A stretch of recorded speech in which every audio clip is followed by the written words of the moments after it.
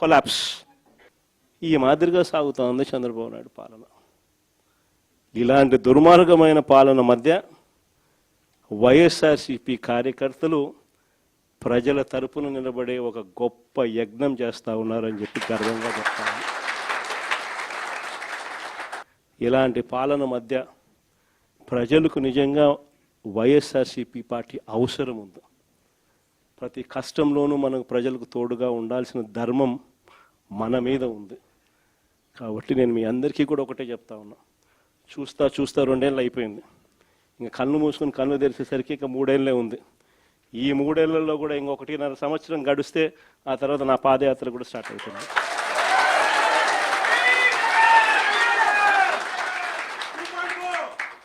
ఒకసారి నా పాదయాత్ర కూడా స్టార్ట్ అయిందంటే ఆ తర్వాత మరో 1.5 సంవత్సరం పూర్తిగా ఇంకా ప్రజల్లోనే దాదాపుగా 150 నియోజకవర్గాల పైచిలకే తిరుగుతాం, ప్రజల్లోనే ఉంటాం. ప్రతి 3వ రోజు ఏదో ఒక నియోజకవర్గం నుంచి కాన్స్టిట్యున్సీలో ప్రజల ఉప్పెనను చూపిస్తూ పబ్లిక్ మీటింగ్లో ప్రజా సమస్యలను లేవనెత్తు చంద్రబాబు నాయుడు కడిగేస్తూ పోతూ ఉంటాం. కాబట్టి మీ అందరికీ కూడా నేను ఒకటే చెప్తా ఉన్నా, మీ అందరూ కూడా చినిమిల్ నాయుడు అని ఉన్నాడు,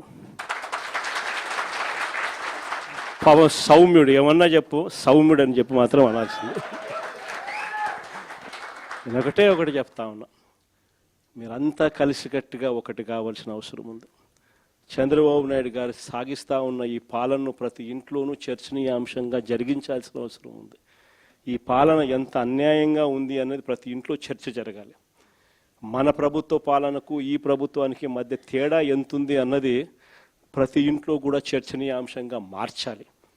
అలా మారుస్తూ మనం ప్రతి గ్రామంలోనూ మన అనుబంధ విభాగాలు ఏదైతే మనం వేసుకుంటూ పోతున్నామో వాటి మీద పూర్తి ధ్యాస పెట్టండి.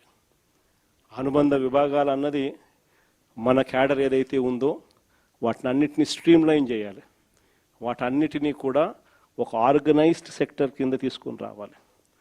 తీసుకొని వచ్చి ప్రతి ఇంట్లోనూ ఈ చర్చనీయాంశం అయ్యేట్టుగా ఈ కార్యక్రమాలన్నీ చేస్తూ చంద్రబాబు నాయుడు గారు చేస్తూ ఉన్న అన్యాయాలకు ప్రజలకు తోడుగా నిలబడే కార్యక్రమం మనం చేయాల్సింది. ఇది మనం చేద్దాం.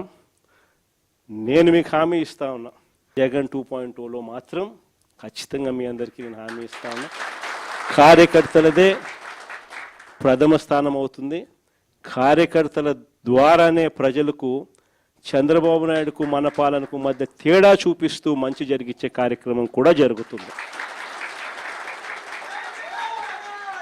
మంచి చేయాలి అని చెప్పి ఒక నాయకుడిగా తపన ఉన్నప్పుడు పాలన ఎలా ఉంటుంది అన్నదానికి నిదర్శనం మన పాలన అయితే, పాలకుడు అనేవాడు అధ్వానంగా ఉంటే చెయ్యాలనే చిత్తశుద్ధి లేకపోతే పాలన ఎలా ఉంటుంది అన్నదానికి చంద్రబాబు నాయుడు గారి పాలన